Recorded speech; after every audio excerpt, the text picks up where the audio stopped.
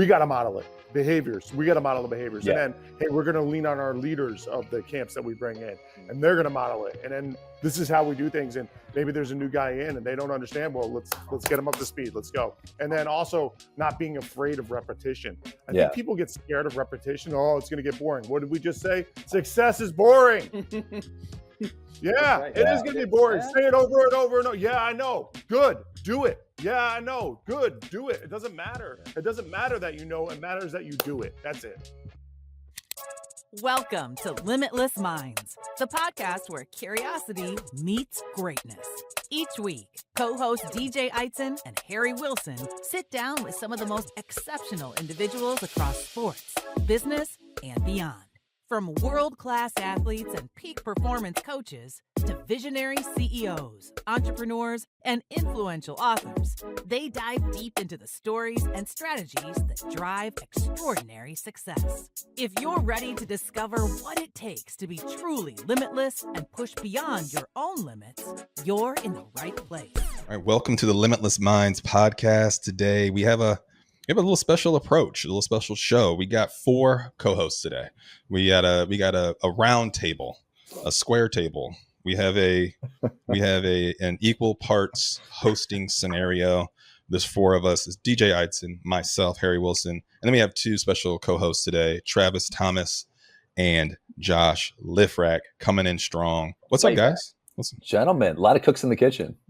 It's out here ton of cooks. I just ton of cooks. I we got sous chefs it. galore, and we're excited. But the reason why we're having this kind of session today is that we're actually going to do this. We're going to do this summer. DJ and I have some time with family while school's out in summer.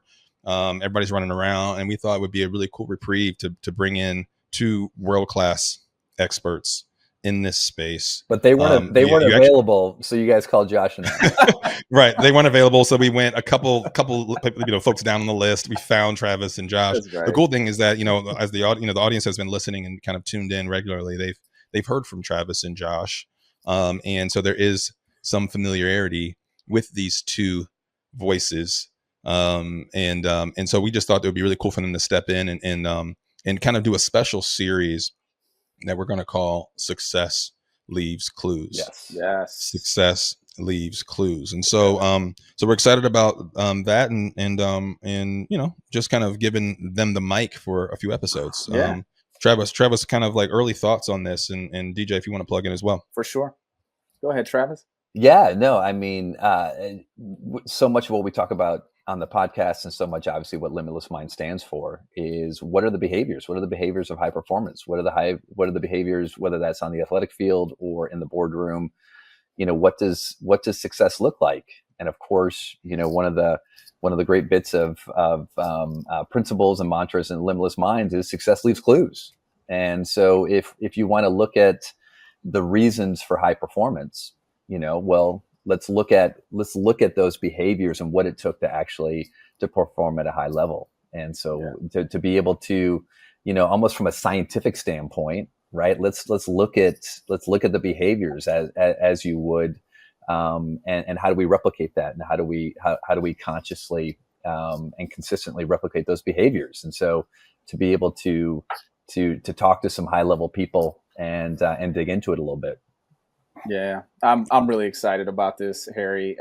When you think about the network that both Josh and Travis have, and the greatness that they've been able to be around consistently, obviously that success leaves clues, and to be able to draw from those things to be able to learn from them is going to be really exciting this summer. So Josh, if you could give us a little introduction, just to remind the audience who you are and kind of what's been your yellow brick road to here. Yeah, so Joshua Lifrak, I have a master's degree in sport and exercise science with an emphasis in sports psychology. I've been in the performance space for 25 years now, and been working primarily in sports and the corporate space. So did 10 years at IMG Academy with our founder and friend, mentor, Trevor Moad. That's where I had the distinct pleasure of meeting the Met. He almost said Travis Thomas. Travis Moad. I was like, Travis that would be a Moad. beastly Travis Moad. speaker right there. Once he said distinguished, I knew he wasn't talking about me. Yeah. But Travis and I shared pretty much a space, and so got to meet him and spend some time with him. Obviously, Trevor introduced me to the two of you. Over the 25 years in professional and amateur sports, I've been a member of 18 different championship teams. So that's been pretty special, including the crown jewel, the 2016 World Series championship of the Chicago Cubs, which was breaking a curse of 108 years. I was the director of the mental performance program there, part of their front office. So that's kind of the summation. But I think a bigger thing is, we talk about success leaves clues. For me, my purpose, right? My purpose and kind of my goal always in this field is to allow people to achieve their greatness. And so that really kind of drives everything we do. And for me, success is when people are maximizing who they are and who they're being in the world. So just leave it at that. It's good. Really good. Travis, you want to give us a quick rundown? Yeah, I love that, Josh. So take all of Josh's credibility and just remove that for a second. My name is Travis Thomas. And Josh, what I love about what your sort of goal there is, and I'm like, oh wow, that sounds a lot like my purpose, right? My purpose is to inspire myself and others to live their authentic brilliance, right? So that goal of helping people achieve their greatness really resonates with me. And the way I found my way into this profession was really by mistake. And so all those fancy credentials that Josh has, I don't. But I do have, a life, growing up where sports was my first love and passion, and playing sports, playing soccer in college, and then, sort of leaving that and kind of getting into the professional field, which, believe it or not, I jumped into the world of improvisational comedy in my mid-20s, which introduced me to a whole different way to not only think about performance, but to think about life. Yeah. Which had an indelible influence on just kind of how I thought about everything. And then, really doing that now for over 25 years as a performer, and then as, co-owning an improv group in a theater, and then sort of transitioning 20 years ago into the performance space as a life coach and as an executive coach, but really diving into personal development and what are those mental skills, what are those, psychological skills, spiritual, philosophical skills that allow us to not only live at a high level, but allow performers to perform at a high level. And then the crazy path took me to IMG Academy, where I got to work with the great and mighty Josh Lifrak and learn from amazing coaches and practitioners, and then being able to serve athletes every day, and then getting connected with Trevor after I led IMG Academy, and doing work with Trevor, and as Limitless Minds was being born, being able to sort of be there from the beginning and serving the great clients that you all were working with, and then to continue to grow and evolve within the organization, and working with youth college and professional sports teams really for the last 10 years, including the U.S. men's national soccer team for 3 years as their leadership and team dynamics coach. And then being able to obviously be a Limitless Minds head coach, where we get to bring the best of what we know and teach to the corporate athletes in the corporate workplace. And which has just been really exciting to talk about. Success leaves clues. It leaves clues on the field, but it's those same principles leave clues in every aspect of our life, from the boardroom to my kids sitting next to me. It's those principles are transferable. And so Josh and I thought it'd be a ton of fun to grab some high performers in different fields of expertise and talk about what do those clues look like. Travis, first time you heard, do you remember the first time that you heard the phrase success leaves clues? Yeah, it was definitely from Trevor. And obviously co-facilitating and working with different corporate clients. I think, Trevor loved to use success leaves clues. Mm-hmm. And so that was the first time, I had heard it. And, obviously what we do with Limitless Minds, working with leaders, when you really kind of look at that phrase and you unpack what it means, it's like, what do you mean success leaves clues, right? Because we live in an industry, especially in sports, but then the corporate world is no different, where you look at the outcomes and you look at the results, and we become so outcome and results focused. But we don't always look at, well, yeah, but what did it take, right? What were the behaviors? What was the mindset? What were the principles that it took to actually drive that result, drive the win, drive the victory, drive the outcome? And so, well, if you look at any high performer, all you have to look at, well, what did they do on a day-to-day basis? Or what have they done on a month-to-month or a year-to-year? What have they done? And it's those behaviors that they have committed to and have turned those behaviors into habits. Well, those are the clues. Those are the clues that have actually led to that success. So instead of getting distracted by the outcome, let's actually put a microscope on the behaviors. And if we can identify those and turn those into conscious competence, well, then now we actually have a blueprint to be able to replicate and consistently create that success. Yeah, I think it's interesting because, success leaves clues. I think when we say this term, we're thinking about all the outcomes we're looking for, the result, to your point, and the behaviors that are associated with those positive or winning outcomes. But they leave clues either way, right? You know what I mean? Yeah. Like success leaves clues either way. So, if the behaviors are not productive, not working for you, working against you, let's say it starts with your language, knowing that it starts with your language. Like if my self-talk is garbage, there are going to be breadcrumbs relative to performance, right? And so, just to give you a specific example that I noticed over the last, handful of days, I've been watching, Wimbledon, right? And Naomi Osaka, Naomi Osaka, I just saw Djokovic come back and win yet another game and now he's going to the quarterfinals yet again. But I was watching Naomi Osaka play, and she's been very vocal about mental health, which is amazing over the last few years. What's interesting about her, observing this over the last few years is, I'll be completely honest with you. Initially, I really loved how much she talked about, mental health, right? It's like, finally, we got athletes, especially a female athlete, talking about mental health. It's gotten interesting for me as an observer because now it's all I can think about relative to her performance. And how is she doing? Where is her head at? And is it going to impact how she plays? And so I was watching her this past weekend. She ended up losing. It was interesting because she was up, and then as it got hard, I saw her body language shift and her kind of like outward self-talk shift to negative. And at that moment, as an observer, I was like, oh no, like this is going to impact her, right? Like she is not going to be able to come back in this match. And to me, I think from Naomi, observationally, and again, I don't know Naomi, right? But it feels like it's become her thesis, like that she has mental health challenges, right? And that, it's really hard and the light is too bright, And so it's kind of interesting because I think for her as an observer, I could tell that she was leaving breadcrumbs. I could tell that match was too big for her in that moment, And so again, just based on the things that she was doing on that stage, if you will, talking to herself, hitting a racket on the ground, looking at her box like negatively, shouting at her box, et cetera. And so I just think that success leaves clues either direction, right? Like there's going to be clues that your performance is not going to be at peak. And again, there are going to be clues that you're headed the right direction and relative to behaviors. But Josh, I don't know if you saw that at all, if you were watching any of that.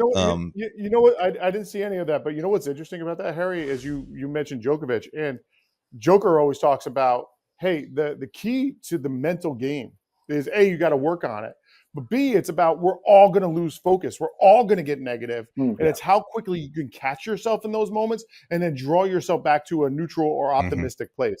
And that's kind of what we talk about all the time. And here's the guy who's got the most majors of all time ever. Yeah. And he's talking about, hey, he doesn't have a narrative of I have mental problems, I'm tough. You don't have to be sick to get better, right? He just talks about I work at it. It doesn't happen by accident. Success doesn't happen by accident. I work at my mental game. And the big thing for me is that I recognize there are going to be negative moments in the game, and I'm going to have to get myself back in order. The ones that can do that within 1 point versus 3 games those are the ones that are successful. I got something interesting. I know a guy that you talk about getting back to neutral. I know a guy that went home for lunch this afternoon, and he wasn't super neutral with his kids or his wife. And then he had to jump on a podcast. Was this a right friend of after he went- yours? It's a friend of mine. It's a friend of mine. But what was interesting about it is, I don't think that friend of mine was looking at the facts necessarily. He was looking and feeling the emotions more so. How would you help that friend snap back to neutral before a big podcast, before a big event, before the rest of the day, so he can show up he or she, excuse me, to show up in the right mind frame? Are you asking the actual friend, or are you asking all of us? I'm asking for a friend. I'm going to give him the advice after this. There you go. Yeah, I want to hear what Travis you're a has to say good about friend. this. You're a good friend. I feel DJ. like Travis might have some insight.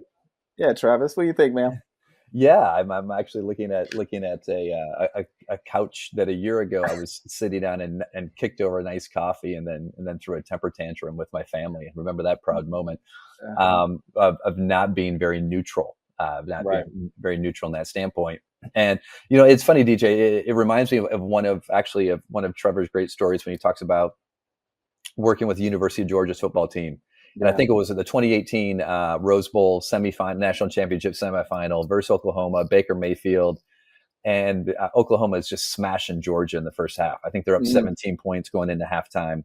And here's Trevor's been working with the players, working with the coaching staff, working on neutral thinking.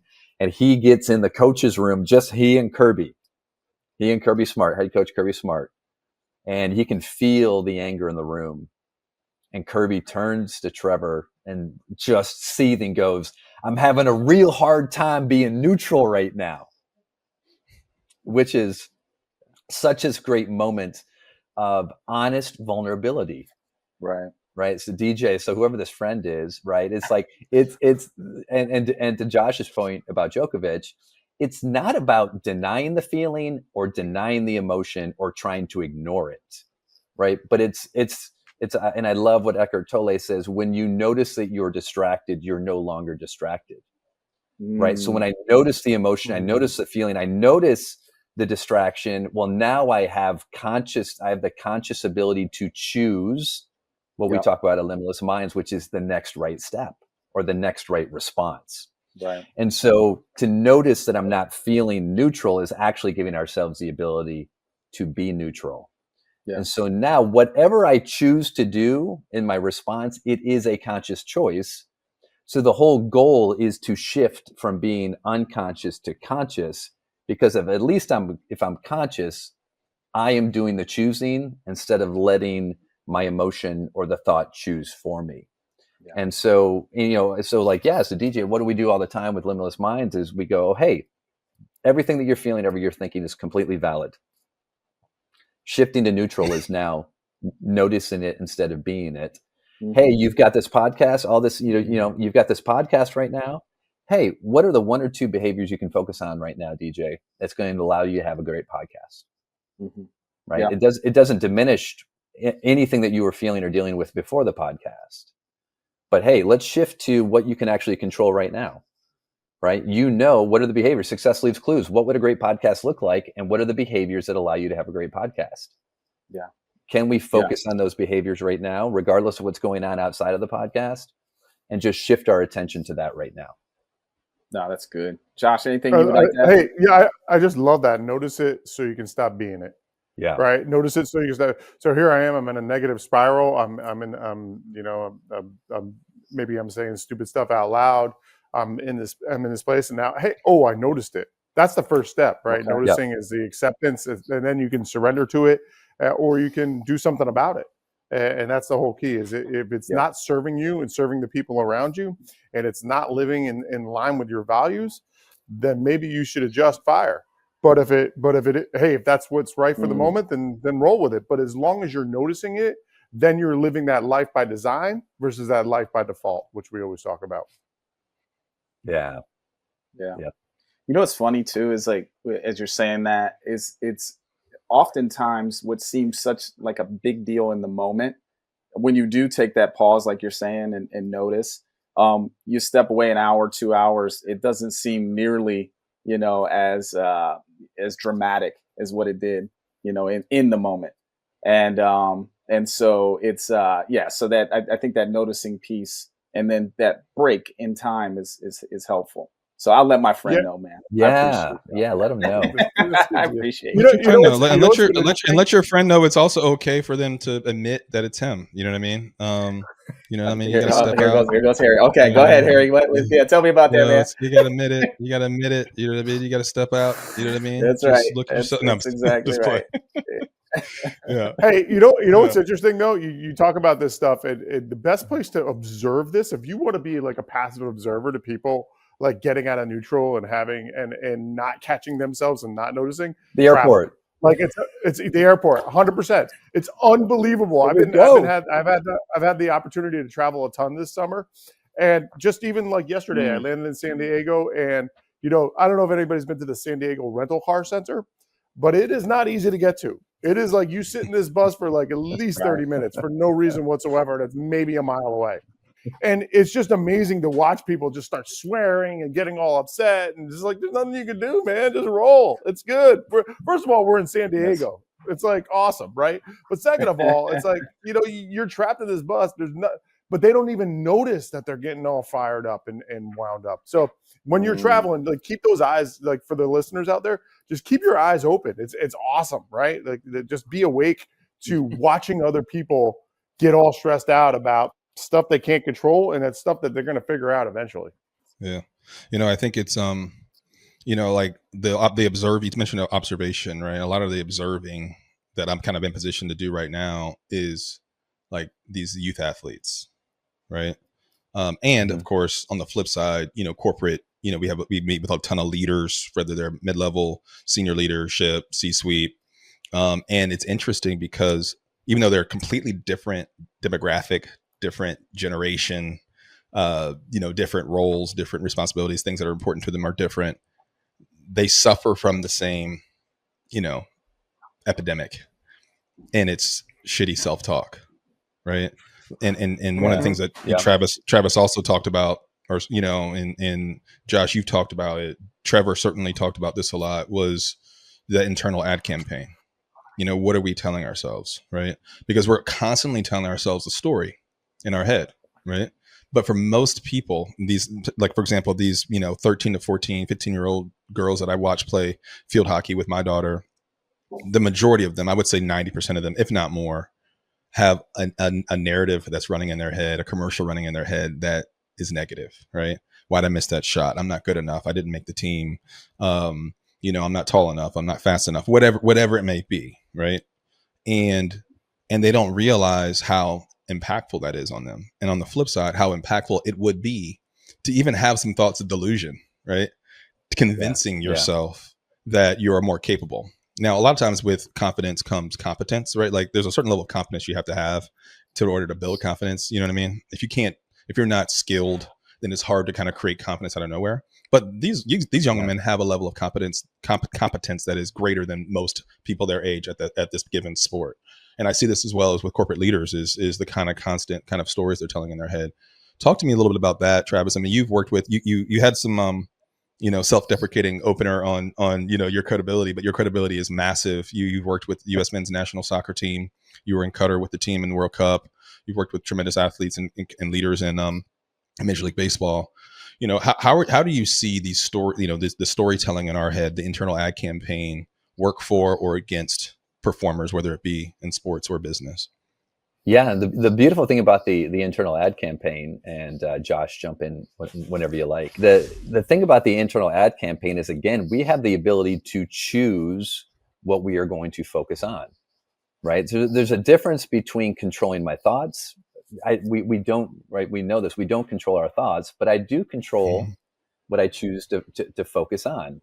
So, right, we've got what 40 to 60,000 thoughts running through our head on a day-to-day basis. For each of us here, we know that roughly 80% of those thoughts kind of lean negative or just distracting. And so if that's what we're dealing with on a day-to-day basis, well, how am I going to maintain some level of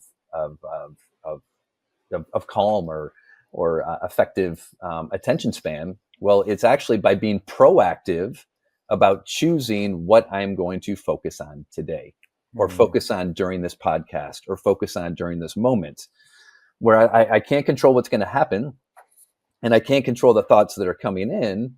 But if I have predetermined what I want to focus on, it actually gives me a direction for which to put my attention and intention. And so now everything else that's coming in that would be running opposition to what I've chosen to focus on, I just don't give it my attention, because I can choose to do that. And again, going back to the difference between being conscious and unconscious, right? Like right now, if I just said, hey guys, lift your heads up and just look at anything in the room that's red, right? You're going to lift your head up, and I'm immediately looking at Josh's, right? The jersey behind Josh right there, the red pops, and I'm looking at a picture frame and the red pops.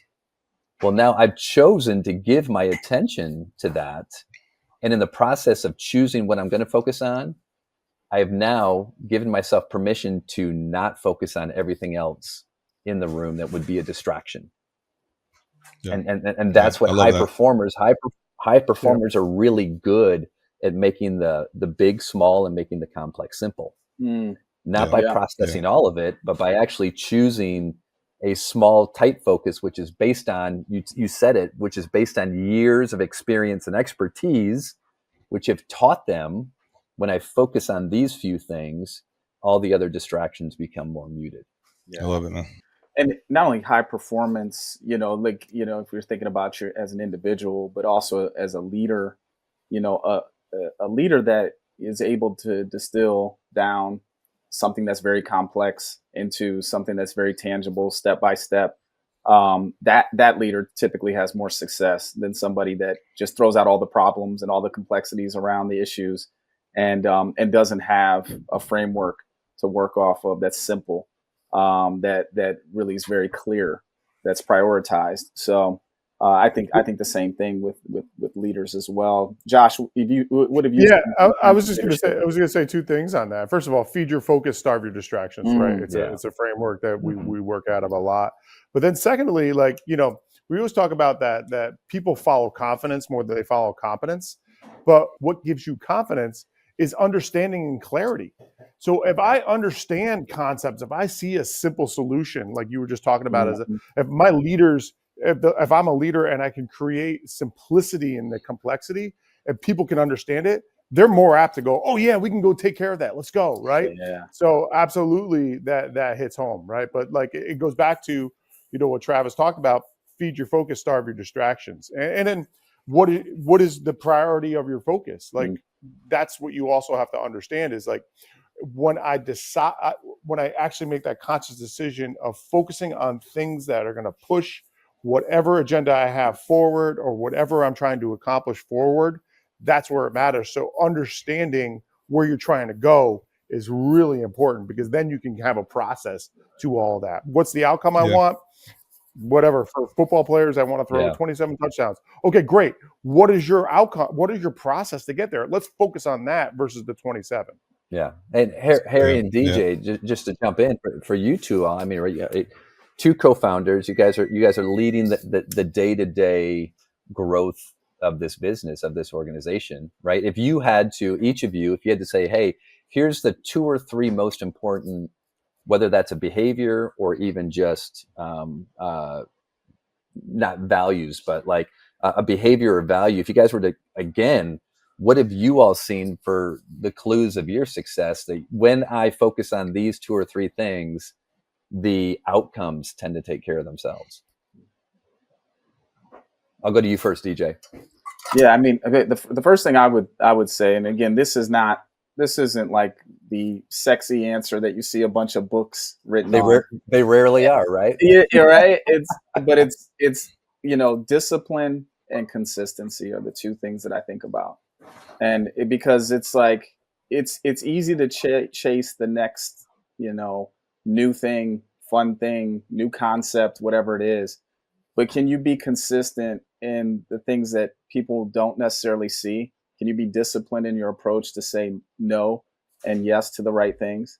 The leaders that are able to do that, and I have to think about myself as a leader, the more disciplined I am as a leader and consistent into what the standards are and, what we're going to, really dive into as a team. My team sees that I'm leading by example in that area, and they tend to follow. The more I get off track with that, I think the more complex and confusing it gets for my team and the people that I'm serving. And so those are the two things that I think stand out the most to me when you were talking through. It's like success is boring. We used to say that at the academy all the time. Success is boring. It's just the habits and the behaviors over and over and over and over and over and over and over again. That's right. That's right.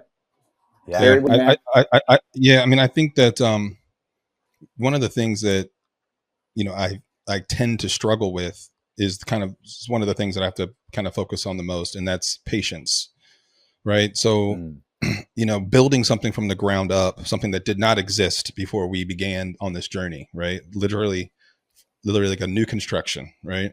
Requires a lot of like patience, but there's this balance of like speed that's required of us to like build, grow, expand, impact more people. And so that it's a little bit of a Olympics in your mind, a little bit of a wrestling match in your mind. And so, one of the things that I've kind of subscribed to is this macro patience and micro urgency, right? Where we're going to have a bias for action. We're going to try things. We're going to test things. We're going to know we're going to fail. We're going to iterate on those things. And those are things that we try to do daily. Like, continue to move the ball forward, continue to kind of just get first downs, right? Let's just get first downs. Let's try to get them quickly. But the bigger picture is just understanding that this isn't a magic pill kind of thing, building a business from scratch, right? And then next to that, patience, that ultimately is kind of tends to be an enemy of patience, oftentimes, at least for me, is comparison, right? I'm in a space where, and DJ's in a similar space, but for me, like I tend to have access to all these other founders, venture capital conversations, kind of comparing notes with other, people that have either done what we're doing or trying to do what we're doing. And you look over on their paper and you see, they're far along, right? But and somebody said this to me the other day, hey, don't compare their chapter 12 to your chapter 1 or their chapter 8 to your chapter 2 or whatever it might be, right? They're further down in their story. They're in a different place in their story. Their story has no bearing, literally zero bearing on our story or my story, right? And so that's something that really hit me, and I thought that was a really cool way to think about it, right? Is I can learn from maybe another founder or another business that's grown, but comparing their chapter 11, their chapter 12, I shouldn't say chapter 11, not a good phrase in business. Their chapter 12, chapter 7. Yeah, we're just giving chapter 7. But comparing their chapter 12, their chapter 13, or chapter 15, whatever it is, to our chapter 1, 2, or 3 is not real productive. And so I think it goes back to that internal ad campaign, at least for me as an individual, as an individual founder, making sure that it's working for me, not against me. And not only do I have an internal ad campaign as an individual, but what is our internal ad campaign for our business, right? And trying to celebrate each other and celebrate wins, and the gratitude channel that you guys are aware of in our little shared communication platform are just ways to kind of celebrate wins on this really long journey, and so there's all sorts of tactics and tools and approach to a winning business and generating revenue and being really maniacal about cash flow and spend. But a lot of it is just internally, what is our kind of internal our inner constitution when it comes to how we approach every day, right? And so I just think it's got to be a productive one. That's for sure. That's one thing that's non-negotiable. I would also add, I'm looking at Josh on the screen here, and when we think about our business in general, and we get through tough times, we go through great times, tough times, it always goes back to purpose. And Josh, there's been different moments in this journey where Josh has been kind of a compass for us at Limitless, where it's like, hey, remember the purpose of this, what we're trying to accomplish. I think putting people around you in your space that remind you of, what you're set out to do, who you are. One of the exercises that I was just sharing this with a friend. I will do this about once every 6 months to a year, but I literally will drive 2 hours back to my hometown to sit and lay on my mom's couch and just talk to her, have a coffee with her. And it's really important because it reminds you of who you are. She also is great at asking really tough questions to see if you really believe what you're saying and do it. And she does it in such a loving way. But that reset around, purpose and who you are and what you're set out to do is so important. And putting people in your circle around you that help you get there, to remind you of that, super critical, whether you're building a business, a family, a team, whatever you're trying to build. I love that. Yeah. The people around you are going to lift you up, man. No doubt. Like the people around you can lift you up or they can tear you down. And again, it goes back to that focus and distractions. If you have people in your life that are a distraction and pulling you away from your focus, you got to starve them. Yes. Yeah. So when we look at, we were talking about, again, success leaving clues, Travis, and when you worked with the U.S. men's soccer team, what are some of the things that you saw and that were different or unique, or something, maybe even share something that people wouldn't necessarily know that you saw some success in the clues that they left? Yeah, when you think about success leaves clues, especially, if you look at it from a national team setting, unlike professional sports or even college sports, where you're going for months at a time with the same coaching staff, which with the same players. But a national team is different. You're coming in, maybe every month, if not every couple of months, and it might be a different mix of players each time. And so what you're trying to do is you're trying to replicate a culture over a span of time where there's huge gaps in between. And so how do you create a consistency of performance and a consistency on the field where the faces are changing and no team is the same from one camp to the next? And so when we think about success leaving clues from a leadership standpoint, from a culture standpoint, it's so important, just like we need to do this with ourselves individually when we manage teams or we're a part of teams, is to make sure that our values and our behaviors are so clear and consistent so that anyone that comes into our team, anyone that comes into our organization, the expectations of behavior and the expectations of what our values are so crystal clear that I can bring in a new group of people and immediately they understand what culture really means, which is this is how we do things here. Right? You guys remember one of the first times you went on like a trip or even like an overnight or a sleepover to your friend's house, right? Yeah. And you walk in the house and all of a sudden you're like, oh, this isn't how we do things in our house. And all of a sudden, really quickly, you realize this is how they do things here. And so when we can be, Brene Brown loves to say what clear is kind. When we talk about clarity, the best thing we can give to our team, the best thing we can give to the people that we lead is clarity. Clarity of what? Clarity of expectations, clarity of behaviors. Yeah. If I know what's expected of me and it's super clear, well, then now I know how I show up in this environment. Yeah. And so when we talk about success leaves clues, what is it that are the clues? Again, it's the behaviors that are based on expectations, which are created from values, that purpose, that mission. And so the national team was this great example of how do we replicate what the behaviors need to be every single camp when we know that a lot of the names and faces are changing over that time.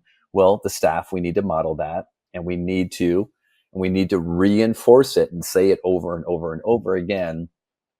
And so that it is so crystal clear for on day one of what the players and staff walk into, this is how we do things here. Yeah.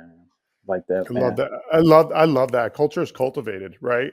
I mean, that's an unbelievable example of that's a very dynamic, very challenging way to have culture where you're only having camps here and there and that. Yeah. But hey, we got to model it. behaviors. We got to model the behaviors. Yeah. And then, hey, we're going to lean on our leaders of the camps that we bring in, and they're going to model it. And then this is how we do things. And maybe there's a new guy in and they don't understand. Well, let's get them up to speed. Let's go. And then also not being afraid of repetition. I think people get scared of repetition. Oh, it's going to get boring. What did we just say? Success is boring. Yeah, right. It is going to be boring. Say it over and over and over. Yeah, I know. Good. Do it. Yeah, I know. Good. Do it. It doesn't matter. Yeah. It doesn't matter that you know. It matters that you do it. That's it. I appreciate you saying that again. Success is boring.